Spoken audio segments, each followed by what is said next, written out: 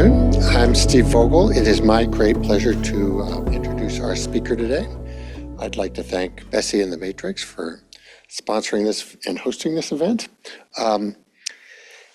Erik is an assistant professor in the Department of Political Science at Boston University. He works in comparative and international political economy, but he has a kind of an interdisciplinary perspective that incorporates sociology, psychology, and economics. He's interested in antitrust and market power, obviously, but more broadly, business-state relations, institutional change, intellectual property rights, the evolution of economic ideas. He has a new book. He's going to talk about that, so I won't. But he has previously been the research manager and editor at the American Economic Liberties Project, so he has some experience engaging directly with policy debates, particularly with policy debates related to antitrust. And then we have a discussant today, Isabella Mariani, who is a doctoral candidate in jurisprudence and social policy right here at Berkeley. She's also the co-leader of one of our research groups on the social effects and normativity of data mining, algorithms, and the digital economy. And she has a new article out on regulating the attention economy, the possibilities and limits of antitrust. So very relevant. And you guys, please join me in welcoming Erika and Isabella. Okay, thank you all for coming here. It's great. I'm going to present a summarized version of the book that came out last year. It's also always great to be back here. I was an undergrad here, finished in 2011, and have been back embarrassingly rarely, despite having family in the area. Anyways, I'm going to talk today about antitrust and competition, something that in the last 5 years made the headlines a surprising amount, given how much it had fallen out of them for 40 years. To start with that cue, for those of you who are not aware, there was a very large, publicly aware, and large social movement to restore competition in the American economy for a few years during the Biden administration. This hit headlines in particular when Lina Khan and then Jonathan Kanter were appointed to major enforcement positions for antitrust policy in the United States. Tim Wu likewise went to the White House.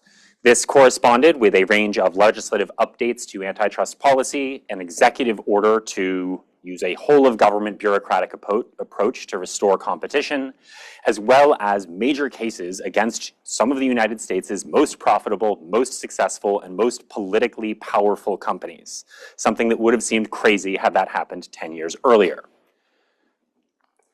Now, as much as if you read this in the press, you would have seen this as, you know, a new administration coming in with their own political personalities and priorities, but there's an economic context behind this that many of these choices were responding to. This is from a well-known paper by DeLuca and Eekhout in 2020, but showing that markups, which is the difference between the final selling price of something and the marginal cost of producing it, pretty good measure of how much you're getting ripped off when you buy something, a measure of monopoly power, those had increased on average in the United States by about 60% since 1980. Likewise, however, this is not just something that's happened over time consistently everywhere. When we look at some of the same measures across other jurisdictions, we don't see the same trend. So here, the green line going up to the left, this is the HHI, it's a measure of economic concentration. We see concentration increasing in the United States since the 1990s, consistent with the previous graph I just showed. But if we compare this to the European Union, either at the country level, at those red lines, or blue at the aggregate of the entire European Union, we see these patterns either staying relatively similar or economic concentration actually decreasing. Now, as a good scholar of comparative politics, I could tell you a comparative story. There's something politically or institutionally different about Europe versus the United States that means that we get more competition in the US and less in the US and more in Europe, or some such thing like that. I am not going to do that, in part because the book itself is motivated by a somewhat more puzzling long-term pattern in this policy area. And that is namely that there are a number of advanced industrialized democracies across the world who have a pattern exhibited of alternating in the long run between sustained periods of time when they defend and support the market power of domestic firms, and other periods of time where the state will surprisingly aggressively enforce competition against many of those same firms. Just to briefly summarize the two cases, and this is just an overall visual description of this at a qualitative level, the two cases I'm going to talk about today, the US and France. The US introduced its original antitrust laws in the late 19th century before turning, during and after World War I, to a series of cartel-like trade association arrangements, continuing through most of the New Deal. Before, in 1938, changing direction dramatically with a large trust-busting campaign, laying the foundation for antitrust's heyday in the post-war period. Then, in the 1970s and 80s, as many people probably aware, the Chicago School of Law and Antitrust arguably reinterpreted antitrust to be substantially more favorable to large firms. And that little blip on the right is about the Biden moment. I will put a question mark after that as we discuss how much this fits into current events. France, the other country I'm talking about today, like most European countries at the time, favored cartels as a tool for market stability in the interwar period. Before, for about 20 years afterwards, as a tool of economic modernization, sought to discipline its domestic business community through various tools of economic competition, then turning to its very well-known policy of consolidation and national champions, starting in 1965, before again turning back to competition in the mid-1980s. France's policies have mostly been subsumed under the European Union's antitrust competition policies at this point. So the book overall is motivated by this real question. Why, in some number of countries, do we see this sort of alternating pattern back and forth? There aren't a lot of obvious explanations that I can think through. I'll walk through some alternatives here, but it's really looking for why we see this alternating pattern in the long run. Just so I have some foundations of what I'm saying, a very brief summary of this argument is that policy regimes themselves generate diminishing returns, actual economic costs that are intrinsic to supporting competition or market power over time. However, the cadre of bureaucratic and political staff that originally supported, implemented that policy regime are relatively unwilling to recognize or act on those costs. And it's only as new people come in who are willing to learn about those costs that policy shifts back in the other direction. Likewise, for some foundation before I go into more detail, for the context of this, when I say competition, I mean very narrowly price competition from relatively standard microeconomic models.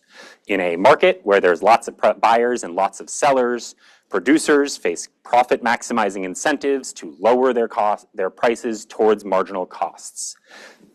Consumers benefit, there's more output, firms become more efficient. There's some great things about this. Market power for this is defined as, conversely to this, really as any deviation from it. Whether that is a cartel where a bunch of firms decide to collude to restrict output, whether that's an actual monopoly, or there's a bunch of other things. You can have regulatory protections that protect firms from competition, intellectual property rights, for example, a patent is a literal monopoly, etc. But anything that allows firms to escape price competition. And while I've mentioned antitrust already many times, and that's probably the policy area that people think of most when they think of this, this is an aggregate and an issue that spans many different policy areas, and there are a lot of reasons we need to look across them. Not just antitrust or competition policy, but intellectual property rights have a very intertwined history related to antitrust. Likewise, trade policy can be used very strategically to expose firms to competition or protect them from it. And industrial policy, and as we'll see in one of the cases today, can very strategically be used to keep many competitors alive, to keep competition fierce, or to force them to consolidate. And likewise, when I code these policies throughout the cases through the book, I'm really coding by intent. Now, this is mostly just a placeholder to acknowledge that there are instances where policies actually do the opposite of what was intended, and I can talk about that at the end, but for the most part, they generally do what they're meant to. And lastly, for the big kahuna of the main dependent variable of what I'm trying to explain in this book is these policy regimes. And what I mean here is not that policies were implemented and they stayed in place for a long time, but as an empirical reality, many of these states seem to keep adding policies continuously for the entire length of one of these policy regimes that favors competition or favors market power.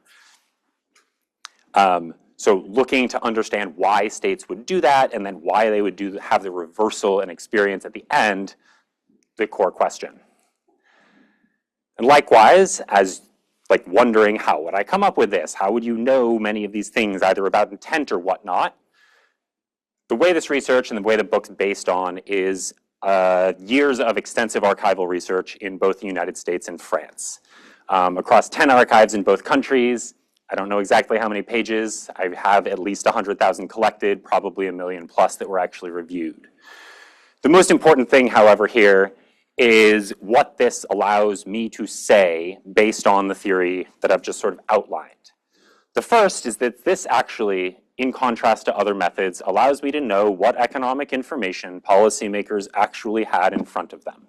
I'm going to show you some figures of what they were actually looking at when they changed their mind, rethought policy, etc. Likewise, it allows me to see what these internal policy debates looked like. There were a lot of instances in many of these cases where there was a whole public argument about related issues, and it never showed up in government records.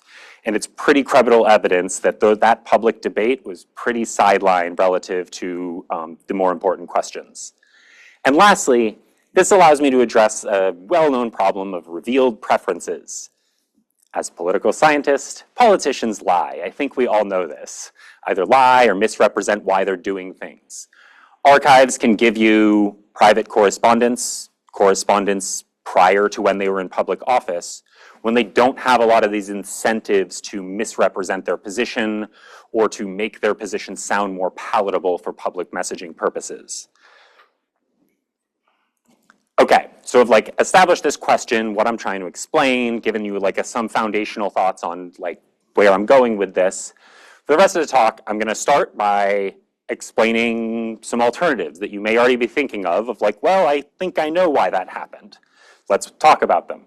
I'm gonna go in a little more detail about the theory, then go through two of the cases from the book. One is the post-war dirigiste era of French policymaking, and its shift to adopt market power industrial policy. And then, of interest to many of you, probably the deregulation of antitrust policy in the United States. I'll wrap up by hopefully having some time to talk a bit about what this means in the Trump era, because many of the things that I've talked about, you may be thinking seem a bit orthogonal to what's happening in the last year or two. As for alternatives, the first one you may think of is, as a political scientist, electoral politics matter. And you may be able to see these alternations as the result of alternations between left and right-wing governments. Right-wing governments might favor big business more, left-wing governments might favor antitrust as a way to rein in business more. And you could see this alternation as a result of those electoral swings. There's a couple of problems with this. Top level, these policy regimes last decades, and they span many, many election cycles. The Obama administration existed through the market power policy regime that has gotten us to where we are in the United States today, for example.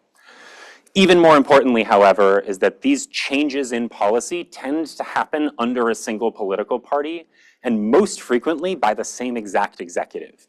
People actually changed their mind at the high level with well-known turns like FDR's turn in the New Deal or François Mitterrand's U-turn, which spanned other policies in competition, but included that. Likewise, interest group lobbying is an important alternative. This is, after all, the policy area that is telling some of the most powerful and influential interest groups in a given country what they are and are not allowed to do with their own stuff. And so you can see these long periods where more and more policies reinforce the power of private interests in the market as a result of sustained lobbying. At the same time, though, that creates a bit of a puzzle because these perspectives have a hard time explaining the long periods of time when governments actually ignore those extremely powerful interests. And the book shows many instances where they repeatedly meet with these interests and tell them to get lost because of overriding other economic priorities that the state has. Likewise, for those of you familiar with theories of institutional change, for example, we might think that sudden economic or technological shocks lead to changes in regimes. So something like the Great Depression or the stagflation of the 1970s could upset existing understandings of how to govern the market and lead states to change policy. Or new technologies like Fordist mass production in the early 20th century or the rise of information technologies today could favor or disfavor consolidation as a tool for economic efficiency, and the state might change policies to accommodate those changes. At a higher level, timing actually weighs against this explanation, and particularly with the two cases I'm talking about today. Technology and economic shocks tend to happen at the same time, at least among rich countries. The Great Depression's onset was from 1929 to 1931. Everywhere, information technologies generally diffuse out, but they've mostly hit most countries at the same time. And these alternations that we're seeing are not the same way across every country all the time. Lastly is economic ideas. Your beliefs about how the market works and who will benefit from different economic policies might lead policy to change as private interests see themselves in new and different coalitions based on different economic ideas. And in this one in particular, there's a very established economic argument that I am frankly contesting. In this case, the Chicago School of Law and Economics in the 1970s is arguably directly responsible for reinterpreting most of the policy areas around antitrust and competition to result in the market power-friendly legal frameworks that we are with today.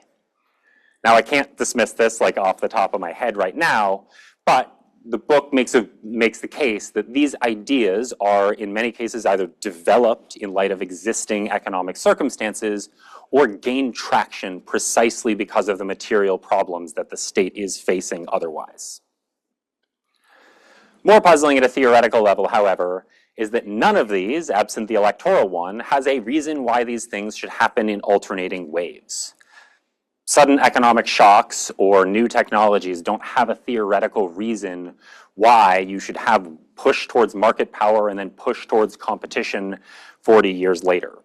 But you can see some sort of internal logic to how you regulate the market, like a pendulum per se, in a simplified way, that might lead to these back and forth swings. And that's where we get and what motivated this original theory in thinking this way in terms of diminishing returns. But before I get there, I also want to say, why would states do the policy regimes in the first place? Why would you keep adding policies continuously in one way for a long time?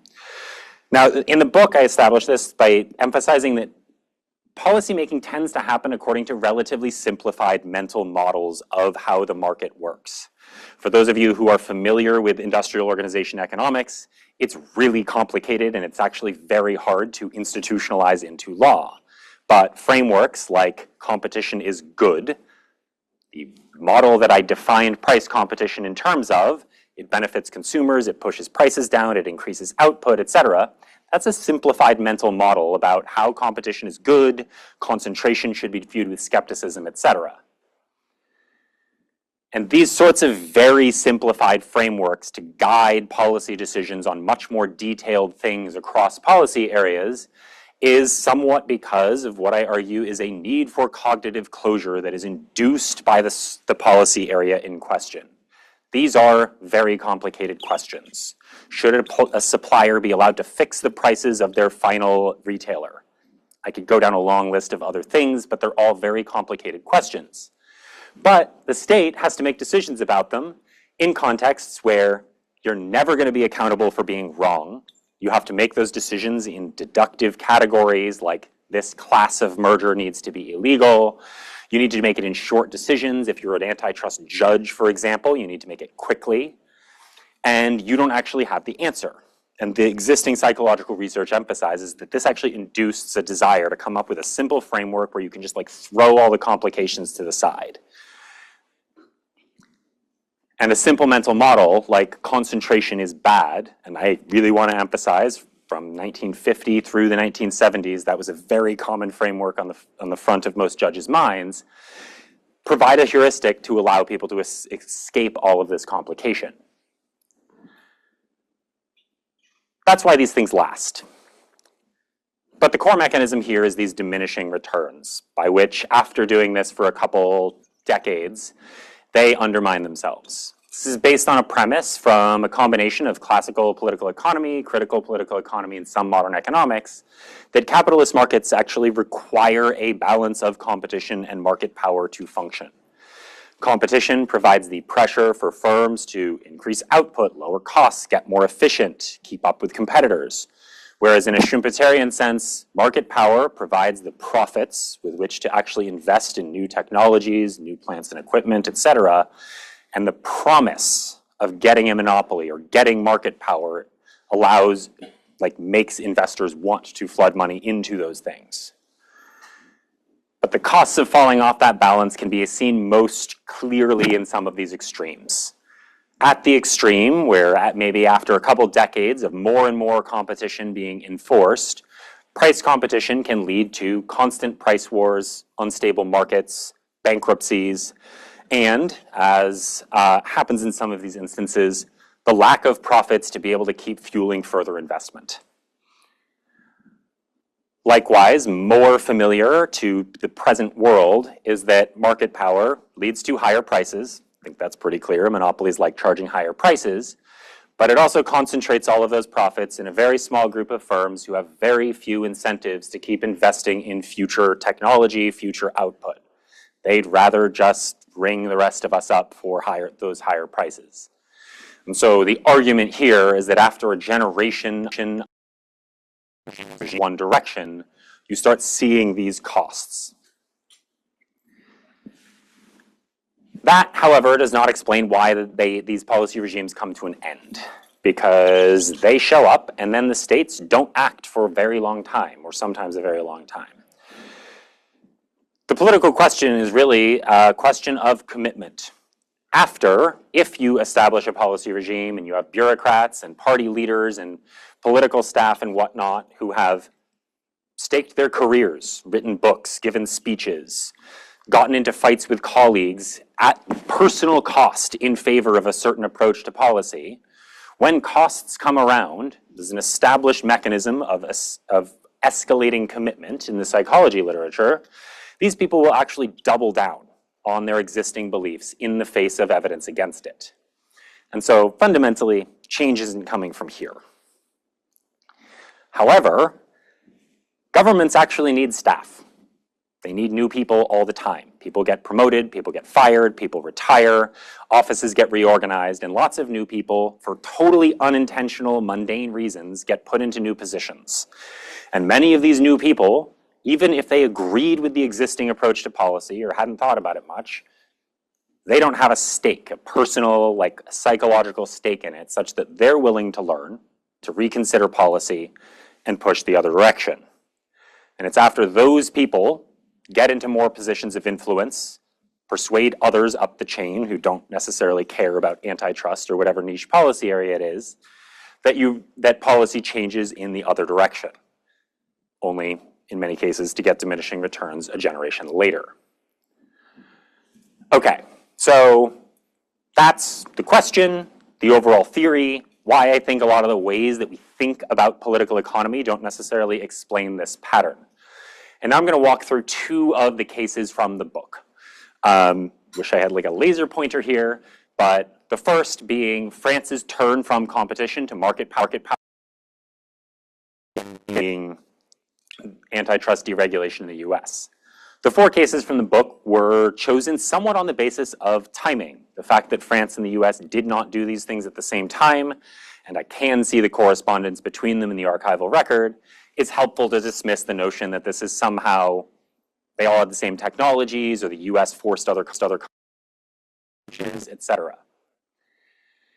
At a more substantive level, with these cases being chosen as parallel demonstrations to show how this theory. The US and France are archetypical opposites within most frameworks of varieties of capitalism and political economy.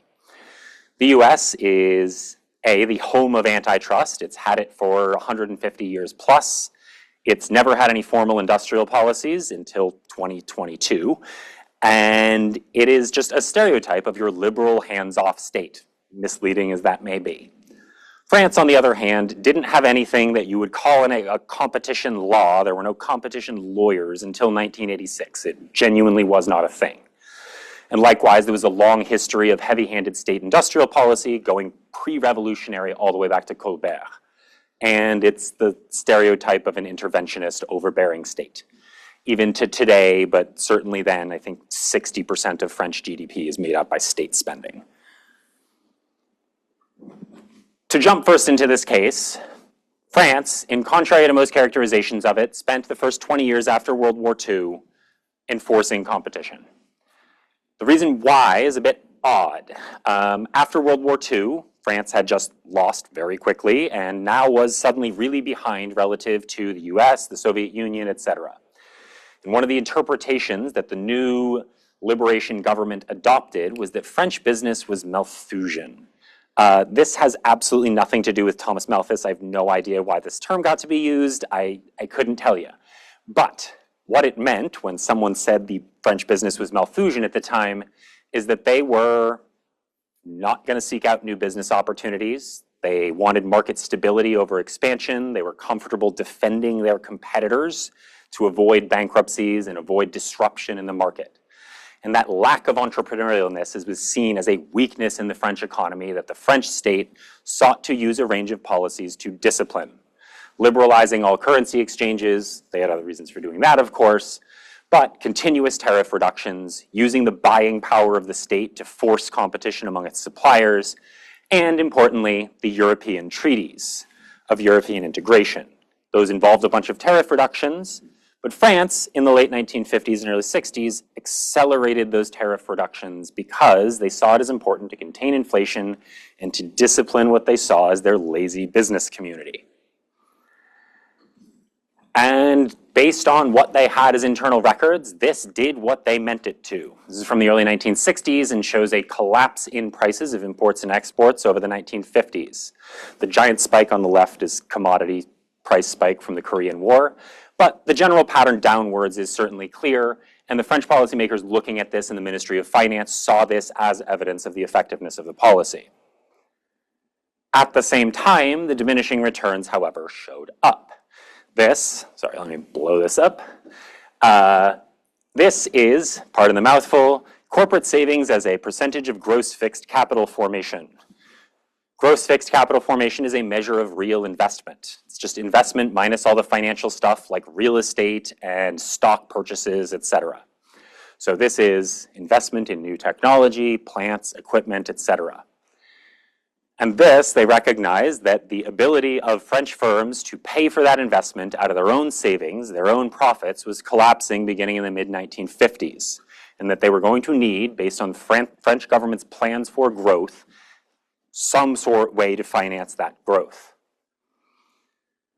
This was discussed in France using the term autofinancement. This literally means self-financing. It's largely equivalent to, for those of you familiar, investment from retained earnings, but there are some technical differences. Suffice to say it, when a company earns a bunch of money as profits and invests them back into the same firm, that is autofinancement in general. And it was falling in the mid-1950s. The first group to recognize these costs, you might anticipate, was the Business Association, the Conseil National du Patronat Français. Imagine this is the Chamber of Commerce for France.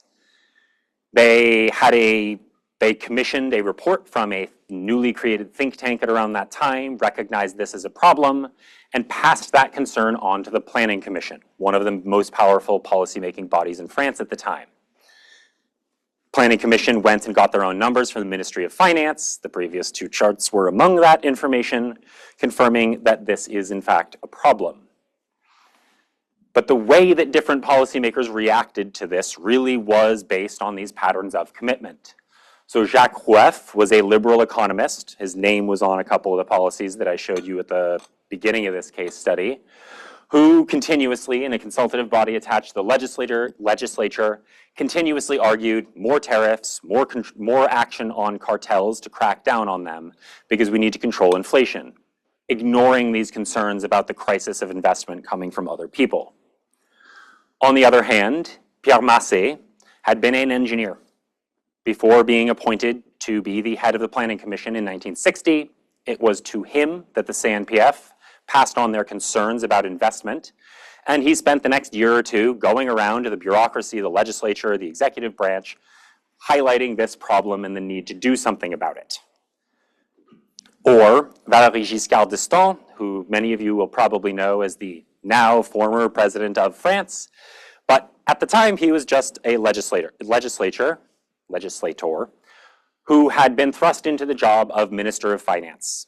A couple months into that job, hearing many of these concerns, somewhat from Massé, somewhat from others, reported to Charles de Gaulle, we need to change tack. They used the term crisis of investment based on competition. We need industrial policy. We need consolidation. Frankly, profits need to be higher. Don't have a picture of him, but the economic advisor to de Gaulle personally actually passed it on to de Gaulle, CCing back to d'Estaing. No. Tariff reductions and cracking down on cartels are the only and most effective way to control inflation. The uncommitted policymakers here won over the next couple years, and the fifth plan, France had 5-year plans at the time, had one of the most overtly stated monopoly-favored policies I think I have ever read, and I have read a lot of policies in this area.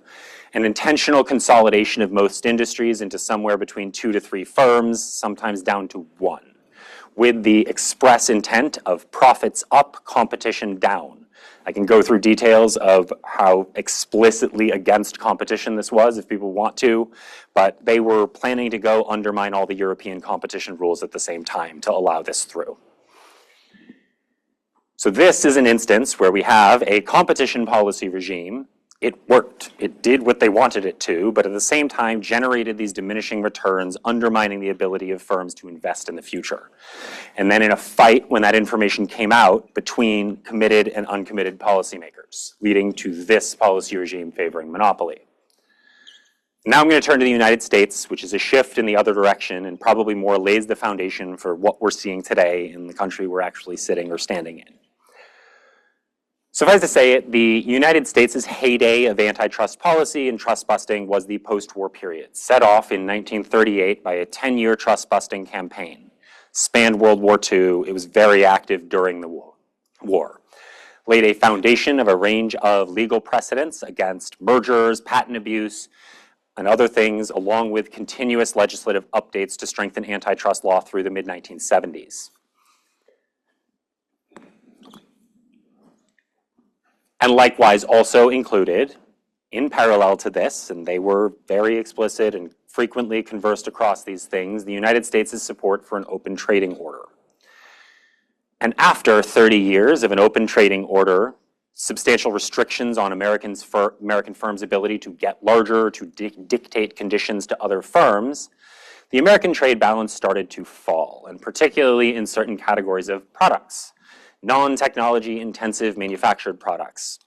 Sort of makes sense. The United States is the most advanced country in the world, still today, in some things.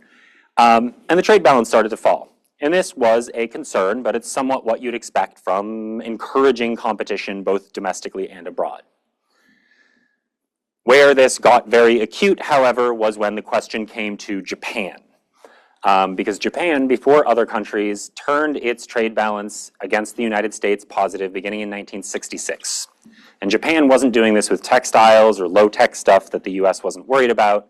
They were doing it with cars, electronics, semiconductors, and the most advanced industries at the time. The reason I show this is because those slides are actually from the moment when the Nixon administration came to this realization and changed tack overnight. The Nixon administration, despite being known for antitrust scandals, actually came into office aggressively in favor of the pro-competition antitrust regime, Richard McLaren was appointed as the Assistant Attorney General for Antitrust, launched the first cases against conglomerate mergers, opened new specialized offices to enforce against patent abuse, and up the chain to cabinet level positions was backed up by the Attorney General, who gave multiple public speeches avowing the economic and political need for these policies despite the political cost of angering business. And then in early 1971, out of private industry and got the job on a whim, I can go into more details about the mess of how he got the job, Peter G. Peterson, the newly appointed head of the newly created Council of International Economic Policy, apparently gobsmacked half of the Nixon cabinet in a meeting in April of 1971 with a slideshow about how the era of US economic dominance was gone, and that conversation very quickly turned to antitrust, competition, and the fact that Japan was able to have these gigantic keiretsu firms where the United States' antitrust laws restricted that. Out of that conversation, an antitrust review committee was founded to set up a number of proposals to completely overhaul US trade and intellectual property and antitrust policy, led by Lou Engman, a political staffer who had previously not been on these policy areas in the Nixon White House, but who did end up being the head of the FTC after this. While there was almost no conversation with Chicago school ideologues during this, their conclusions by the end of the year started looking a lot like the Chicago school. And we see this conflict, I'm doing better on time than I thought. We see this conflict also play out again. In the United States, this shift towards the market power policy regime we have today to some degree played out over multiple administrations, and we see it again and again.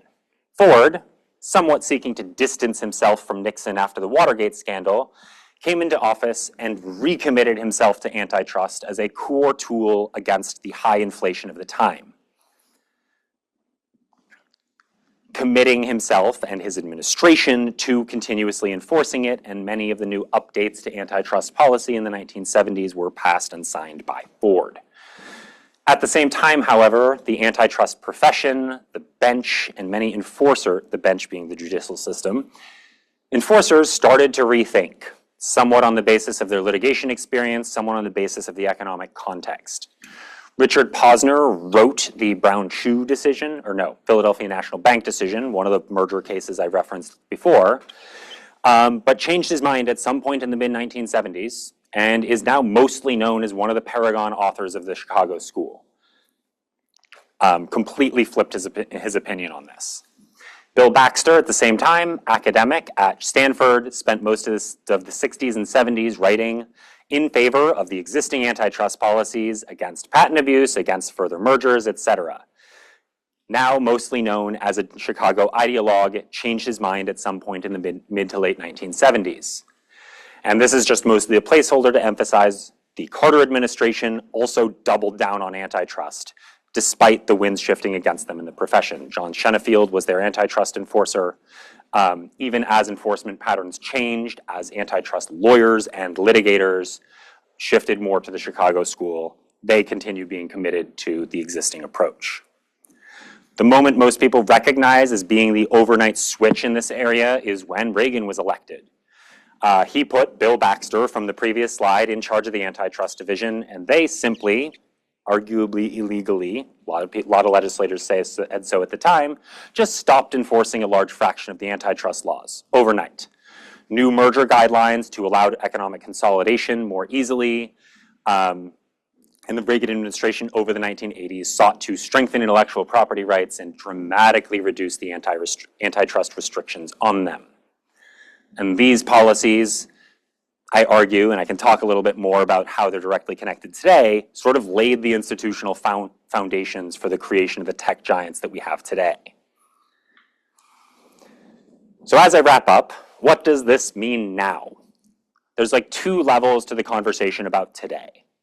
At one level, we are and have been for the last 5 years at another one of these inflection points where suddenly this policy area is a political issue. It's responding to 30 to 40 years of policy that's put us in an odd, precarious economic situation with many of the problems described here. And that's somewhat true on both sides of the Atlantic. For one, the European Union has, for the last 5 to 10 years, been talking a lot about potentially having European-level industrial policy to allow European national champions. Member states have been howling at DG Comp in Brussels, blocking mergers all the time in their relative zeal for economic competition. This is the Draghi report from last year, emphasizing the key problem that Europe faces of potentially not surviving against their far more profitable Chinese and American competitors. And despite the Biden administration really reviving this area and looking like a validation of this theory, woe is me, the Trump administration is now scaling many of these policies back at one level. Lots of merger approvals that many of you have probably seen in the headlines, and many of these mergers have frankly been shepherded through by the Trump administration this time around. And many of the most landmark Biden-era rules, such as a ban on non-compete agreements or whatnot, have been scrapped. But on the other hand, some of these achievements are still around. The new merger guidelines, which were a very dramatic overhaul of what types of mergers would be challenged by the US government, are still there. They actively chose to keep them. And all the big cases against all the big tech firms are still ongoing. And the Trump administration is paying some price to fight those. They are appealing. They lost the case against Facebook, and they are currently appealing it. And then the context that many of you definitely have in the back of your head is this is happening in the context of broader democratic erosion. The strongman style of politics of the Trump administration looks very different from bureaucrats or party officials looking for good governance, and much more antitrust is looking in some ways like another area to reward your friends and punish your enemies. You'll notice the types of mergers that have been approved looks a lot like if you are nice to the American regime, your merger will be approved. If you are not, it will not. And that does not and looks very orthogonal to the theory I've presented here, and I think I would actually agree with you. If we are no longer in a consolidated democratic regime, the form of politics that this theory describes probably will no longer exist. At the same time, if we go back to something resembling normal democratic politics, following the beadline of what I've drawn about turnover and commitment, the ground has already shifted in the United States. I can tell you the number of law school graduates who are the foot soldiers in any enforcement regime in the future, many of the economists coming out now in industrial organization today, many of the activists and many of the legislative staff in the United States, bureaucrats and relative agencies are already shifted to be on board with some version of the competition push as it revealed its head in the Biden era. And in many ways, those cohorts are not going to be pushed back the other way so easily if we return to normal politics. And that is probably where I would say what we should expect if we see that turn back. At that, I will thank you for listening to my whirlwind through the key arguments of the book. Look forward to hearing your thoughts and say thank you very much. Thank you very much to Professor Peinert for being here to discuss your book, to Professor Vogel for moderating. I will jump right in. Professor Peinert's latest work is an impressive archival analysis of not only how policy regimes change, but why, and why those changes occur at the moments they do. Chapters 3 through 7 are the heart of his contribution to the political economics of the 20th century global North.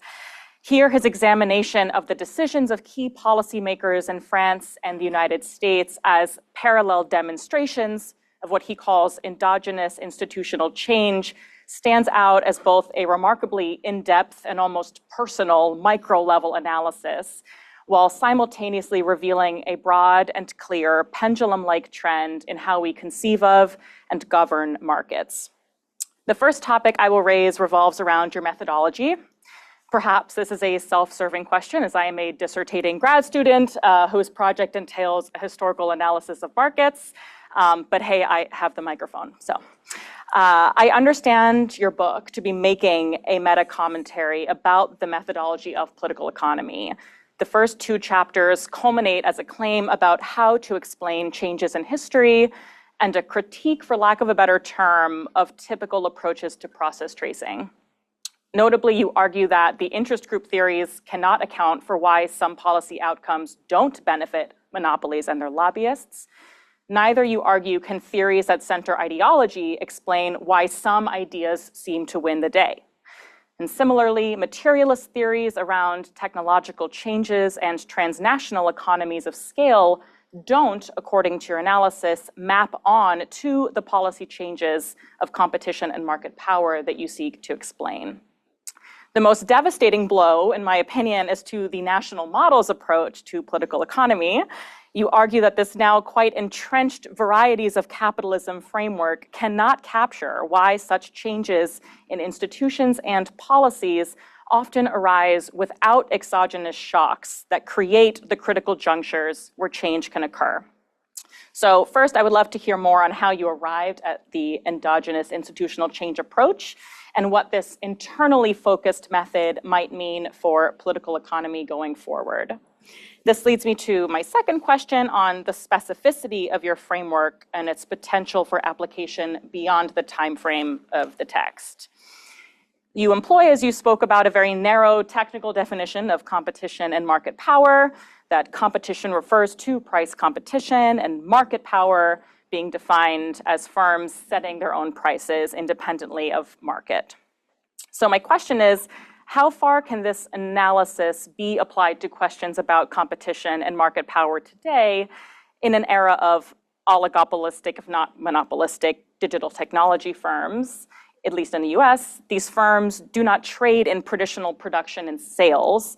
The majority of their products are platforms and software that is nominally free to the user. And competition for these firms often takes the form of competing for user attention, user data, or venture capital infusions rather than over prices.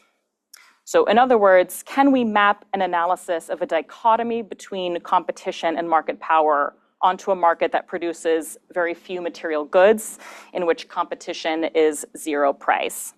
And you mentioned the neo-Brandeisian antitrust movement in the US and the pro-competition turn of the EU vis-a-vis digital markets in the beginning and the end of the book. You state on page 46 that the neo-Brandeisian policy approach favors, quote, nuanced concepts of fair or regulated competition, which do not fit neatly within the categories described in your book. This statement, of course, led me to think about Justice Louis Brandeis himself, the Supreme Court policies in the US in the 1910s, and specifically the policy regime that held in Congress the relationship between monopolistic, concentrated wealth and democracy that bolstered the creation of the FTC and the Clayton Act. So I invite you to say more about choosing the time frame, 1930s, post-Brandeis, and ending before the height of the digital revolution and a return to a more holistic approach to antitrust. Do the policy regimes at the external end of your analysis pose an issue for your framework, or are you purposefully making a claim about a particular era in which the dichotomy between competition and market power was perhaps more extreme or more clearly definable? And lastly, I want to end with a more normative theoretical question about the role of democracy versus technocracy in governing markets. Your framework of diminishing returns, commitment, and learning led me to reflect on the wide umbrella of what a policymaker is. Many of the actors in the text are technocratic officers of nonpartisan institutions, but you also discuss the commitments of presidents and prime ministers, members of legislative bodies who are, by definition, democratically accountable to the public as representatives of the will of the people. And the book's central argument rests on the notion that there are discernible dichotomous outcomes about too much competition or too much market power, inevitably leading to what you call diminishing returns.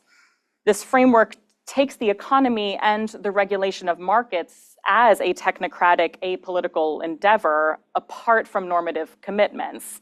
Being committed to a certain policy regime as a policy maker thus becomes a harmful pathology, at least how I read it. And yet, economic policymakers throughout the text are demonstrably political. The antitrust division's creation of the economic warfare unit to decentralize and democratize post-war Germany, or the policy frameworks of the Chicago School and Milton Friedman, equating economic deregulation with political freedom. You state in the conclusion that, quote, policymakers from the left and the right are eager to find interpretation of economic facts that align with their normative worldviews and eager to deflect views that conflict with them. So my question is, to what extent are decisions about economic policy regimes political decisions in which democracy or the will of the people is relevant, and in which commitment may be an appropriate and normatively desirable feature, or are economic outcomes wholly descriptive facts in which policy decisions ought to be left to apolitical technocrats, if those really exist, who view the economy as a pendulum the way you describe it? The danger with this latter position, I believe, is not only it disallows a holistic understanding of markets, but also arguably disembeds the economy from society, from the political and social institutions that create and uphold it, a foundational element of the discipline of political economy. So are you yourself committed to the mental model of this dichotomous framework? So thank you so much for allowing me to discuss your work, and I look forward to hearing your thoughts. I am definitely not going to answer everything.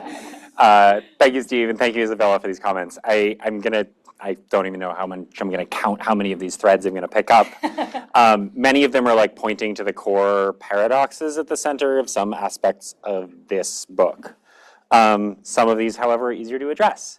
So you sort of ask where, in terms of the methods and the background of the book, where I get to this topic of endogenous institutional change. And I'm gonna have probably one of the most unhelpful answers, which is that I spent the first couple of years of grad school obsessed with the question of institutional change and endogeneity, limits of many of the existing punctuated equilibrium approaches, as like parsimonious as they are, and looking for how do you think of alternatives, what would actually work, what alternatives are empirically testable in any meaningful way. And so it was actually when I started doing research on antitrust and many of these things, and tons of references in the historiography of it, of its periodicity and alternating and how it goes back and forth, that I sort of like blended those theoretical desires into the empirics that fell out of this. As far as the specificity of how much of this applies to today, you actually went in a different direction than I thought you would with that, because there are many limits to whether this applies to today. The one you mentioned is the issue that this is the 20th century, that's most of the empirics, and we're talking about car companies or steel or people that make things that you can buy and sell and drop on your foot and it hurts. But today we're talking about tech companies who sell a service or your attention.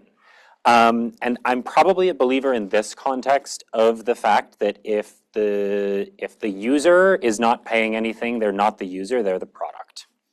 And in many tech markets, you find that to be the case. So the attention economy today, where most of these tech companies make money by harvesting data based on what you are looking at, what they can keep you hooked on, the ultimate buyer is an advertiser. Which is why, and it's in those markets actually that some of the strongest cases against these firms, Google in particular, just got demolished in the case for their monopolization of online advertising markets, is where much of that happens. That being said, you are very correct that there are some questions about how much this applies today. The 20th century, governments had sort of like autonomy and sovereignty over their own national markets in a way that that's much more questionable today.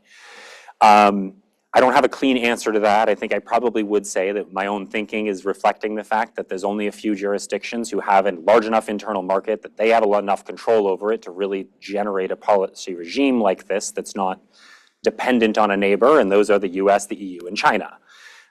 Which is why, by the end, I'm really talking US, EU. China looks different for a variety of reasons. But there are some questions about to what degree it applies today. I just don't think the technology is necessarily the main one. You likewise mentioned sort of my mentioning of neo-Brandeisian thought as not fitting within the framework of competition and market power. And I didn't emphasize it in the talk today, but Markets don't work that way. They're not so simple as more competition or more market power. It's just very easy for the people governing them who need to mobilize votes in a legislature or support within a bureaucracy to frame them in terms of simpler issues to get a larger coalition together and whatnot.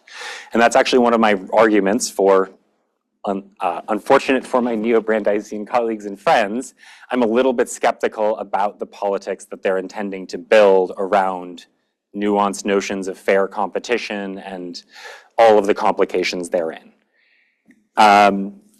Lastly, you mentioned, and this is a good question, you noticed that I slipped in an incredibly technical sounding but vague term of policymaker that seems in many cases, some of you may have noticed, like it can apply to almost anyone.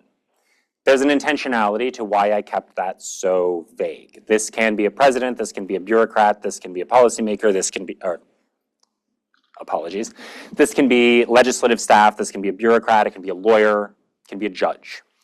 Some of the reason for that vagueness is the empirical reality that people jump between these jobs all the time. One of the oddest examples was, in questions of thinking, well, isn't the president different from a judge, different from the people enforcing these laws, and they all have their own separate interests? The New Deal, one of the main cases here, you saw a lot of the same people just like hop from one to the next of those, dragging more people in their coalition as they go. So Robert Jackson, just to like go through one of the personal examples, randomly appointed to be head of the antitrust division, shortly thereafter appointed to a superior court, then appointed to the Supreme Court, and through all of that, kept in touch with the Roosevelt administration, with the antitrust division, and with all of his previous decisions and colleagues, and like there was a policy coordination among all of those groups, despite all their different organizational interests, in favor of this antitrust push. So like to make sense of this, the vagueness sort of needed to fit there. And then lastly, just so I have the interest of shutting up sooner rather than later and let some of you share your thoughts, the issue that this is deeply political. The theory I have here is very technical. It's almost like these decisions are made based on some marginal cost curve as it winds down over time as policies further enforced. All of that politics is happening at the same time. Left-wing governments absolutely have a lot of ideological blinders to want to rein in big business. But there are left-wing versions of market power. There are right-wing versions of competition. And in explaining this pattern, I found that finding something below those politics that operated through and beside them and whatnot, necessary to be able to make sense of it. Again, thank you for your comments. The floor is open.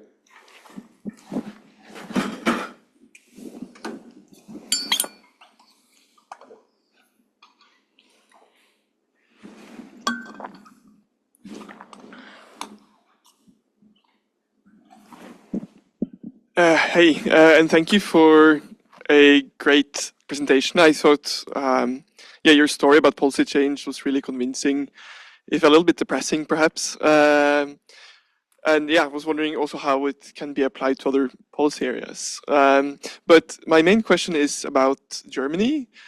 So my sense is that the conventional story about Germany is that you had a group of economists or the liberals that kind of got to power in the 50s and 60s, and that you had a fairly stable, strict competition policy regime for many decades, and then that was transplanted onto the EU.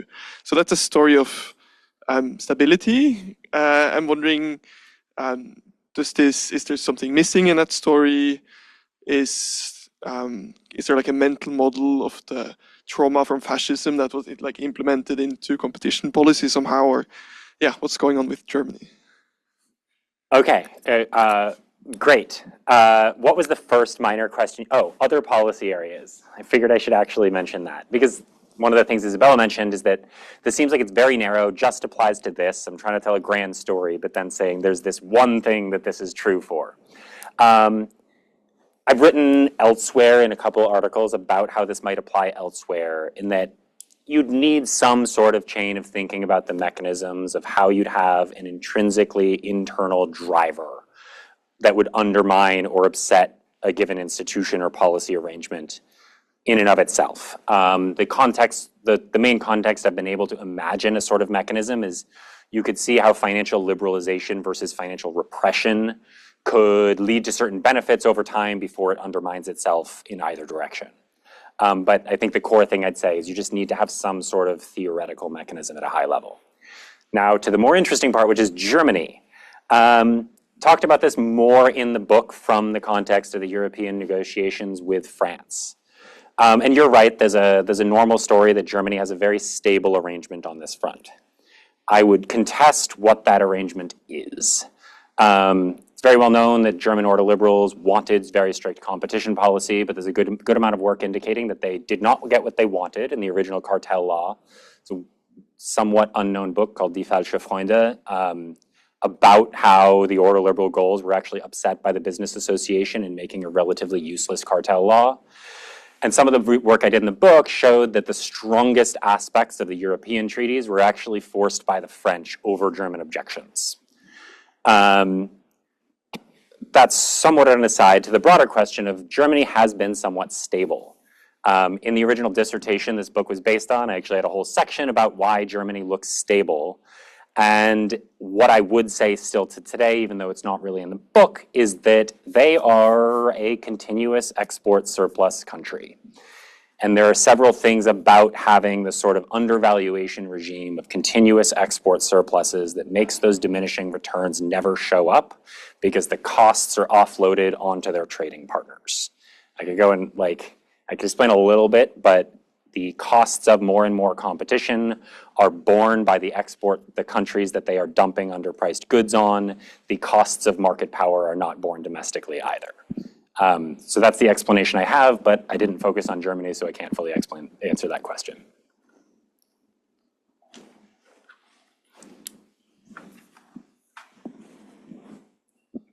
Hi, my name is Birte. I'm a visiting scholar here, but other than that, I work for DG Competition in Brussels. Oh, wow. So your talk was extremely interesting. A lot of what you showed and a lot of the debates really rang true with me because at the moment the EU's competition policy is under a lot of pressure. In fact, national champion debates are everywhere, and we're possibly at one of those pendulum swing points. We don't really know yet.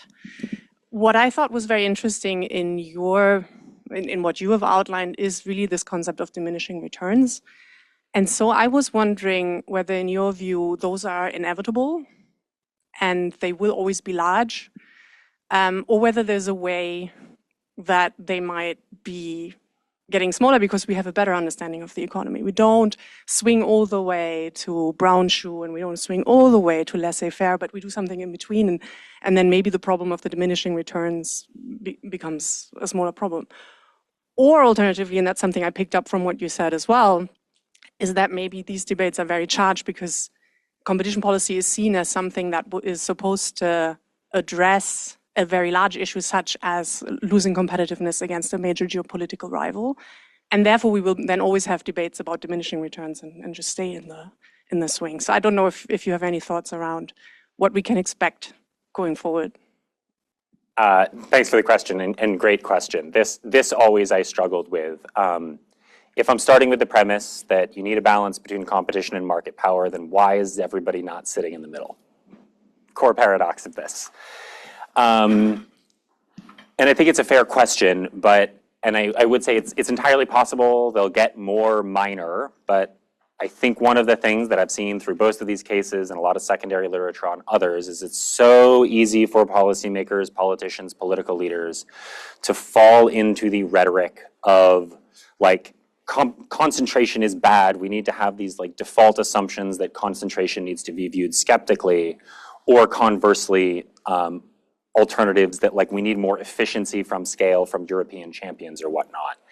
And that once you fall into one of those, as I've labeled them, mental models and frameworks, you tend to make decisions that are extreme in one way or the other, and those build on themselves over time. And so for that reason, I'm a little skeptical that a happy medium will ever be reached. Maybe they'll get smaller at some level. I agree. I don't think we're going back to brown shoe anytime soon. but I do think there's a certain point and where it's intrinsic to the politics of this to want to oversimplify it.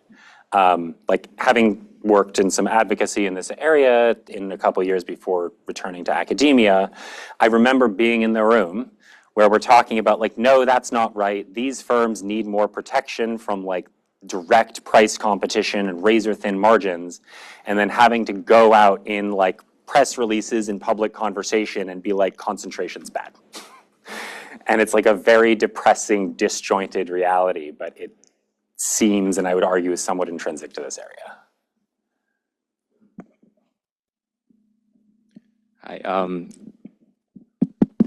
Hi, I really loved your presentation. The argument was super clear and parsimonious, and it had me really convinced that there is a endogenous change of the policy change regime. To drive this point a little further, I was wondering if you could contrast two explanations. One is that, which you're giving, is that change happens cyclically as a pendulum, and change happens thermostatically within an organization. I guess the question that I have with this explanation is when exactly would change happen, as opposed to change will happen ultimately in the future in a cyclical manner.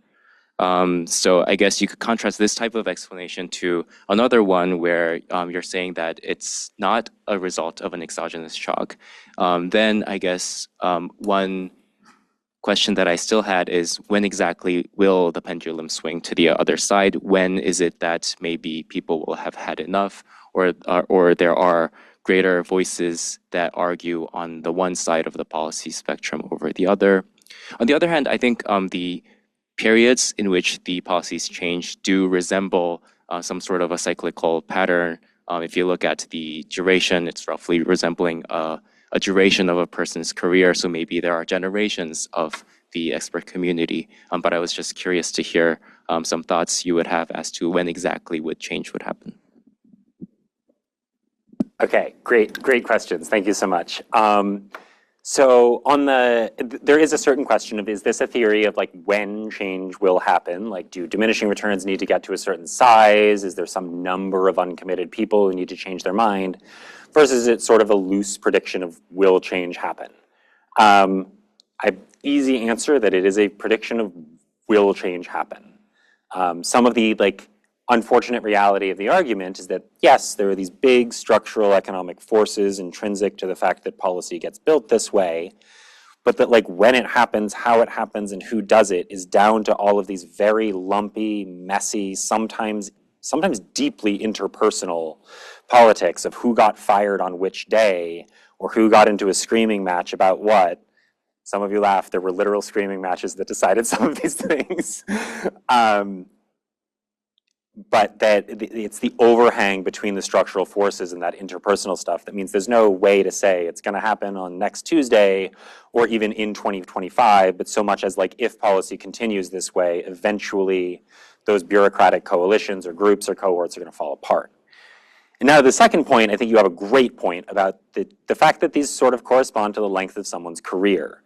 And while I didn't engage with this, I think there's a well-known quote from, I don't know whether it was like Lakatos or one of this, or Kuhn, about scientific revolutions and whatnot, that science advances one funeral at a time. And to the degree that I am saying that like things like retirements play a big role here, I would agree that the fact that people get old and need to stop working in an area and you need new people there is one of the key like constant churners that results in this turnover. I wouldn't say it's a hard question of people dying or their careers ending, but the overhang of like an esteemed person in the field suddenly not being in the conversation certainly does make a difference.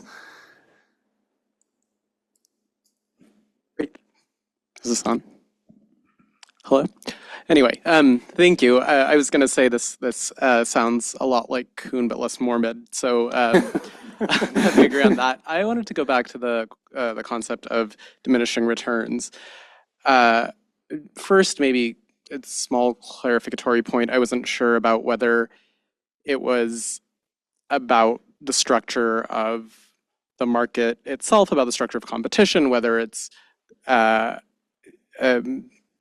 price competition to to a certain policy, how do I put this? Whether it was about the structure of the market itself, something intrinsic to markets versus diminishing returns of a specific policy regime. And I know that's an overly simplified bifurcation, as Isabella would say. But I guess the broader point is just, are you telling us that you have kind of this theory of how markets work or how policymaking works, and you've solved kind of all the questions of economics and industrial organization, or not? So, amazing question. My outside reader for my dissertation, actually, I remember when I just proposed the research, sat me in her office and asked, so, if you have the master theory of how all this works, why is everyone you're studying so dumb?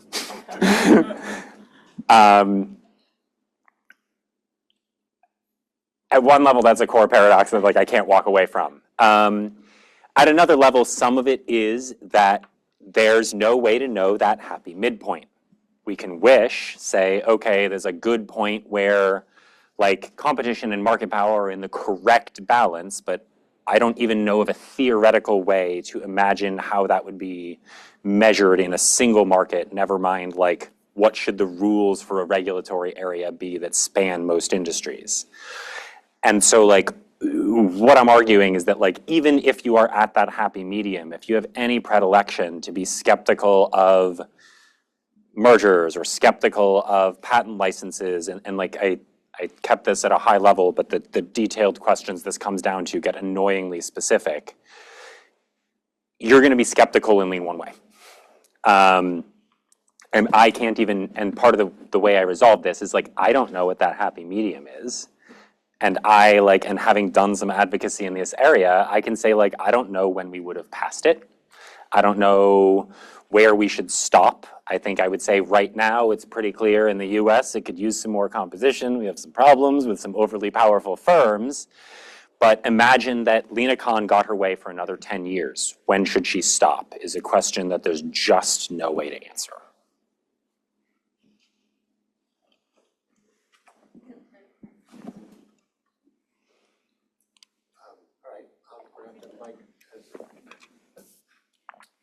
It's just a talking stick that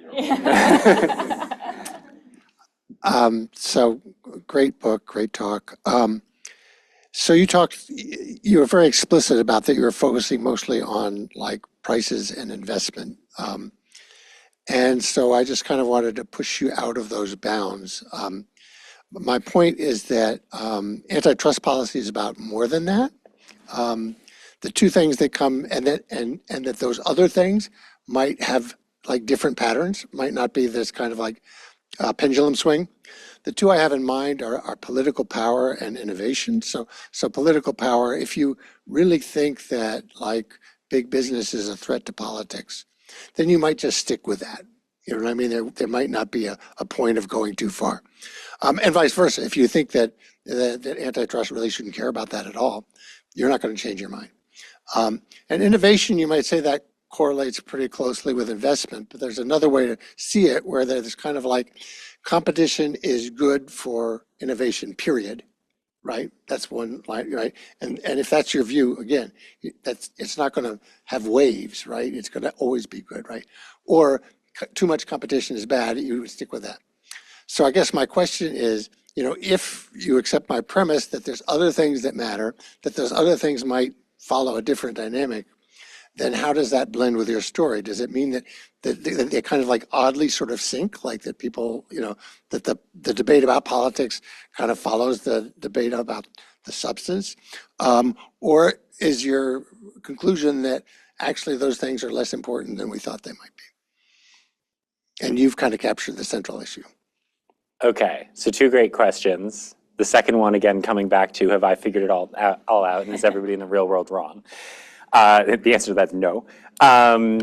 So, yeah, I there's some level where the theory is just simplifying this down to the core, and I have a lot of colleagues who are very deeply uncomfortable with that, given as more research and more thinking about antitrust and competition policies coming out, how many other things it governs, indirectly and directly. I don't think I have the thing that matters about competition policy. I think this is a thing that happens and is important. The question of, say, like the political power of business, there's multiple ways that a concentrated, powerful actor can have influence over politics, and some of those look very different, and can like not be a threat in the same way. And the way I'd put this, going back to one of the cases from the book, is that the gigantic national champions that the French state built in the 1960s and 1970s didn't want to. They were like wards of the state, and their management fought the state tooth and nail against business autonomy and their own control of their own firms, which they wanted to keep. And they were politically powerful. And so what I'm trying to get around to say is that those issues of like the political power of business can actually vary, like very independently of whether you're pushing for competition or not. You can create monopolies and make them very not powerful relative to politics, and you can still have uncomfortably dangerous like political influence of an industry or of business overall in ferociously competitive markets. They're just somewhat different issues.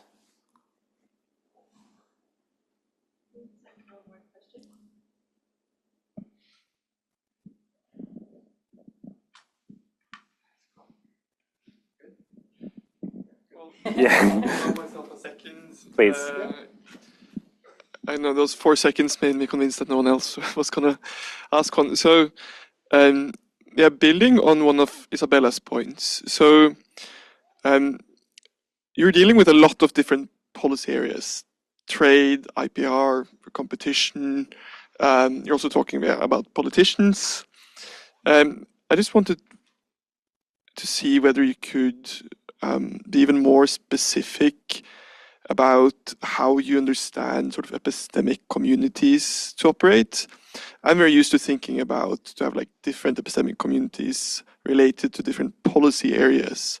And then is your claim that that is not really the valid unit of analysis, but that the valid unit is rather the state as a whole plus?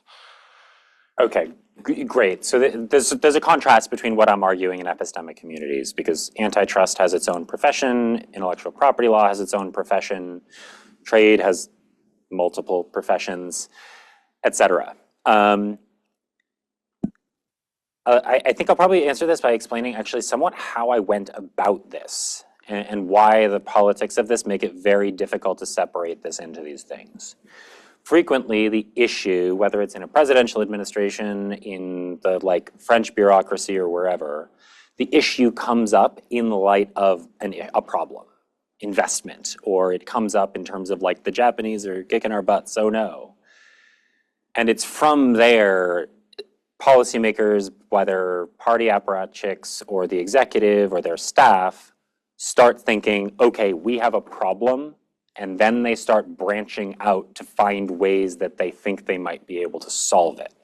So as they start with trade problem with Japan, they're like, okay, our antitrust policies are a problem. What else is a problem? Oh, the antitrust is telling what we can do with our intellectual property rights. Actually, tied to that, we've been too nice with our trading partners in trade negotiations. And like the whole policy movement gets tied up and like yanks on various yarns in all of those. So it's not to say that there aren't epistemic communities, but it becomes very difficult to reflect on how these policy choices get made in these moments if you're not allowing like the research to follow that, how those conversations just like dive into other areas to try to solve the problem in as many ways as possible. All right, thank you, Erik. Thank you so much, everybody.